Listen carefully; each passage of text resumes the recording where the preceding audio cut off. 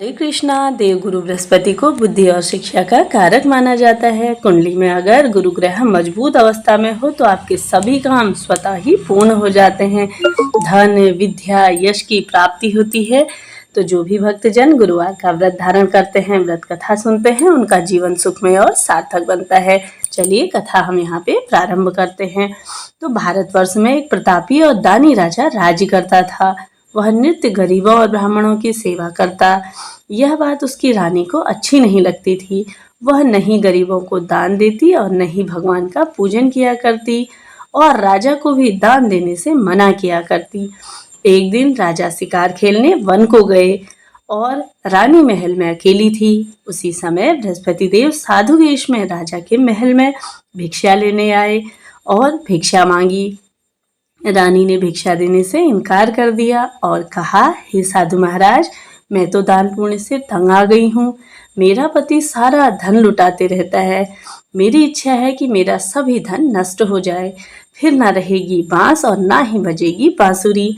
साधु ने कहा, देवी तुम तो बड़ी विचित्र हो। धन और संतान को सभी चाहते हैं, पुत्र और लक्ष्मी को तो पापी के घर में भी होना चाहिए। यदि तुम्हारे पास अधिक धन है तो भूखे मनुष्यों को भोजन कराओ और प्यासों के लिए प्याऊ बनवाओ, मुसाफिरों के लिए धर्मशालाएं खुलवाओ, जो कि निर्धन हैं उनकी कन्याओं का विवाह कराओ और ऐसा करने से तुम्हारा जीवन सुखमय होगा और तुम्हें यश परलोक में फैलेगा तुम्हारा यश। परंतु रानी पर इन उद्देश्यों का कोई प्रभाव नहीं पड़ा। वह बोली, महाराज आप मुझे कुछ न समझाएं। मैं ऐसा धन नहीं चाहती हूँ जो हर जगह में बांटती फिरूं। साधु ने उत्तर दिया, यदि तुम्हारी ऐसी ही इच्छा है तो तथास्तु। तुम ऐसा करना कि बृहस्पतिवार को घर लीपकर पीली मिट्टी से अपना सिर धोकर स्नान करना, भट्टी चढ़ाकर कपड़े धोना। ऐसा करने से आपका सारा धन नष्ट हो जाएगा। इतना कहकर वह साधु महाराज वहां से आलोप हो गए। साधु के कहे अनुसार कहीं कुछ ही दिन बीते थे कि रानी को केवल 3 ही बृहस्पतिवार बीते थे कि उसकी समस्त धन संपत्ति नष्ट हो गई। भोजन के लिए राजा का परिवार तरसने लगा। तब एक दिन राजा ने रानी से बोला कि हे रानी, तुम यहीं रहो, मैं दूसरे देश जाता हूँ, क्योंकि यहाँ पर तो मुझे सब लोग जानते हैं, इसलिए मैं कोई छोटा कार्य तो यहाँ पे कर नहीं सकता। ऐसा कहकर राजा परदेश चला गया। वहां वह जंगल से लकड़ी काट कर लाता और शहर में बेचता। इस तरह से वह अपना जीवन व्यतीत करने लगा। इधर राजा के परदेश जाते ही रानी और दासी दुखी रहने लगे। एक बार जब रानी और दासी को 7 दिन तक बिना भोजन के रहना पड़ा तो रानी ने अपनी दासी से कहा, हे दासी, पासी के नगर में मेरी बहन रहती है, वह बड़ी ही धनवान है। तू उसके पास जा और कुछ ले आ ताकि थोड़े समय के लिए ही गुजारा बसारा हो सके। दासी रानी की बहन के पास गई। उस दिन गुरुवार था और रानी की बहन उस समय बृहस्पतिवार व्रत की कथा सुन रही थी। दासी ने रानी की बहन को अपनी रानी का संदेश दिया, लेकिन रानी की बड़ी बहन ने कोई उत्तर नहीं दिया। जब दासी को रानी की बहन से कोई उत्तर नहीं मिला तो वह बहुत ही दुखी हुई और उसने क्रोध भी आया। तब दासी वापस आकर अपनी रानी को सारी बात बताती है। यह सुनकर रानी ने अपने भाग्य को कोसा।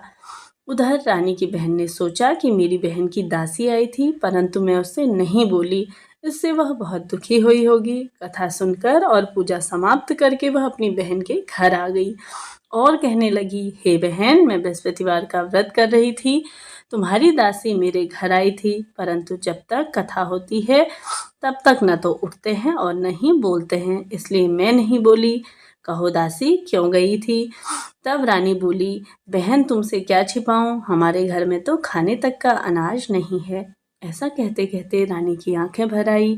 उसने दासी समेत पिछले 7 दिनों में भूखे रहने की बात कही और तब रानी की बहन बोली, देखो बहन, भगवान बृहस्पति देव सबकी मनोकामना पूर्ण करते हैं। देखो तुम्हारे घर में भी शायद अनाज रखा हो।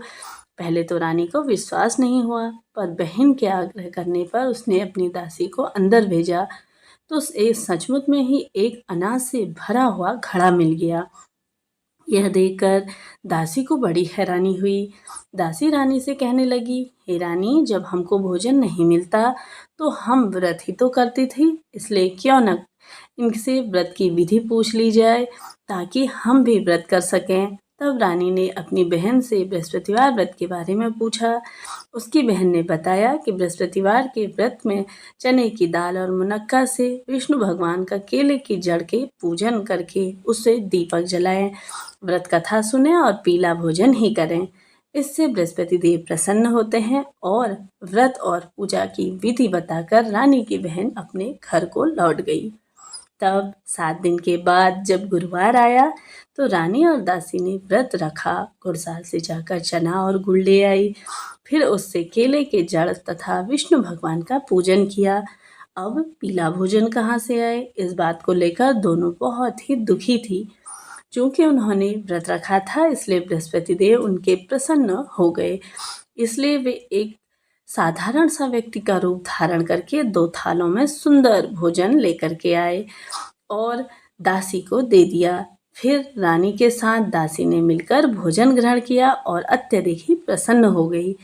उसके बाद से ही सभी गुरुवार को व्रत करती और पूजन करने लगी।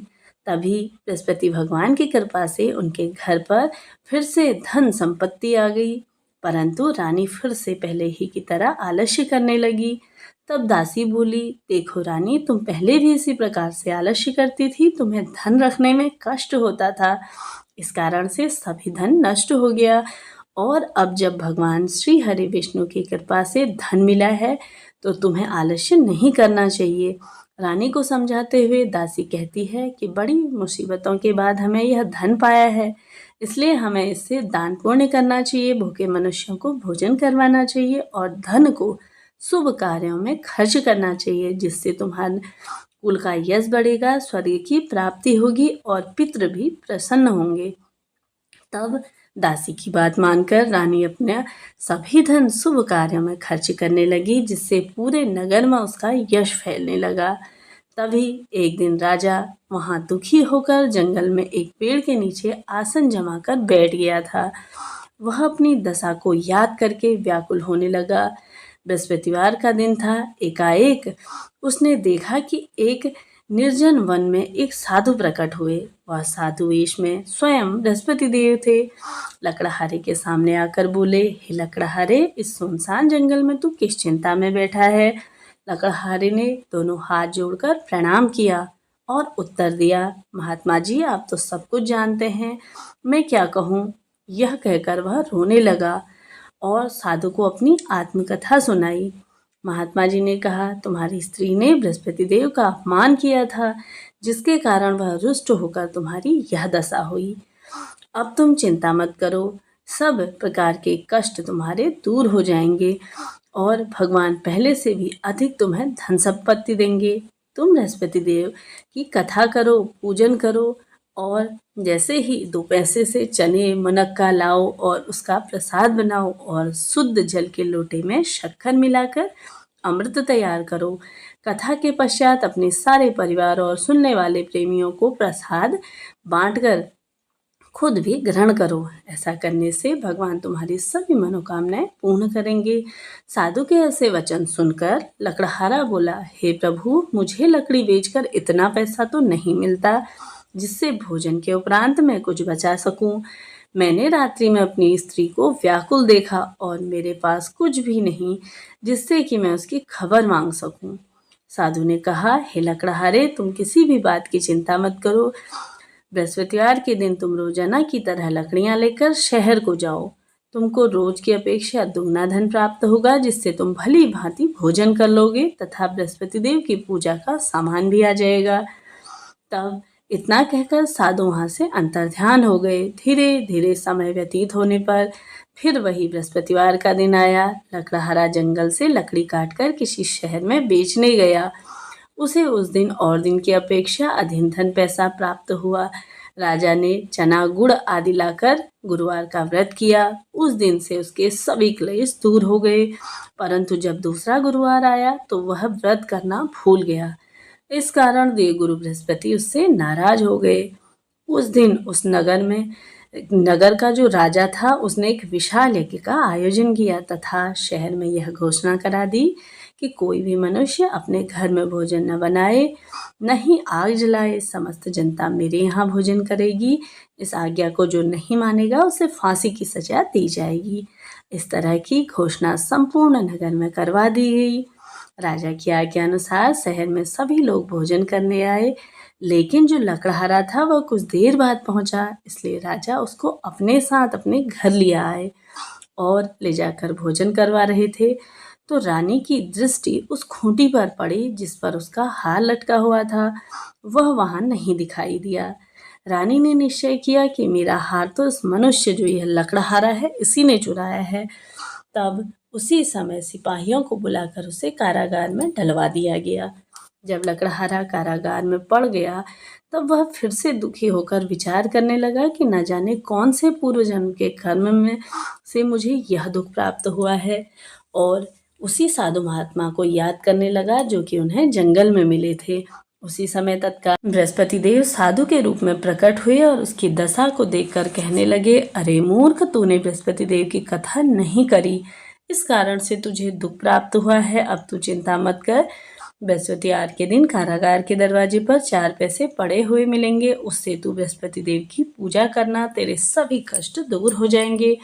तब बृहस्पतिवार के दिन उसे 4 पैसे मिले। लकड़हारे ने कथा कही। उसी रात्रि को बृहस्पति देव ने उस नगर के राजा के स्वप्न में कहा, हे राजा, तूने जिस आदमी को कारागार में बंद किया है वह निर्दोष है, वह राजा है, उसे छोड़ देना। रानी का हार तो उसी खूंटी पर लटका है। अगर तू ऐसा नहीं करेगा तो मैं तेरे राज्य को नष्ट कर दूंगा।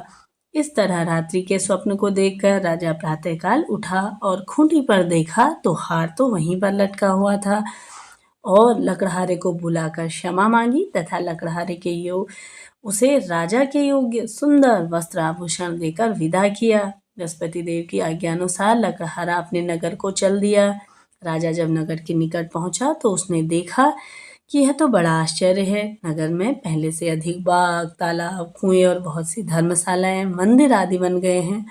राजा ने पूछा, यह किसका बाग और धर्मशाला है? तब नगर के सभी लोग कहने लगे, यह तो दासी और बांदी के हैं। तो राजा को आश्चर्य भी हुआ और गुस्सा भी आया। जब रानी ने यह खबर सुनी कि राजा आ रहे हैं तो उन्होंने बांदी से कहा कि हे दासी, देख राजा हमें कितनी बुरी हालत में छोड़ गए थे। हमारी ऐसी हालत देखकर वह लौट न जाएं, इसलिए तू दरवाजे पर ही खड़ी होना। आज्ञा अनुसार दासी दरवाजे पर ही खड़ी रही और राजा आए तो उन्हें अपने साथ अंदर लिवा आई। जब राजा ने क्रोध करके अपनी रानी से पूछा कि यह धन तुम्हें कैसे प्राप्त हुआ है, तब उन्होंने कहा, हमें यह सब धन बृहस्पति देव के इस प्रभाव से प्राप्त हुआ है। बृहस्पति देव के व्रत धारण करके हमें यह समस्त प्रकार का धन प्राप्त हुआ और हमने यह कार्य किया है। राजा ने निश्चय किया कि सभी तो 7 रोज के बाद बृहस्पति देव का पूजन करते हैं, परंतु मैं तो प्रतिदिन दिन में 3 बार कथा कहूँगा और रोज व्रत धारण किया करूँगा। अब हर समय राजा के दुपट्टे में चने की दाल बनी रहती तथा दिन में 3 बार कहानी कहता। इस प्रकार से राजा और रानी के समस्त प्रकार के दुख कष्ट दूर हो गए और उनका जीवन सुखमय हो गया। इसी प्रकार से जो भी भक्तजन देवगुरु बृहस्पति की पूजन करता है, व्रत धारण करता है या व्रत कथा सुनता है, उसका जीवन भी सुखमय होता है और समस्त प्रकार के रोग कष्ट दूर होते हैं। इस प्रकार से कथा थी। वीडियो आप सभी के लिए उपयोगी रही हो तो वीडियो को लाइक शेयर अवश्य करिए। मिलते हैं नेक्स्ट वीडियो में, तब तक के लिए जय श्री कृष्णा, हर हर महादेव।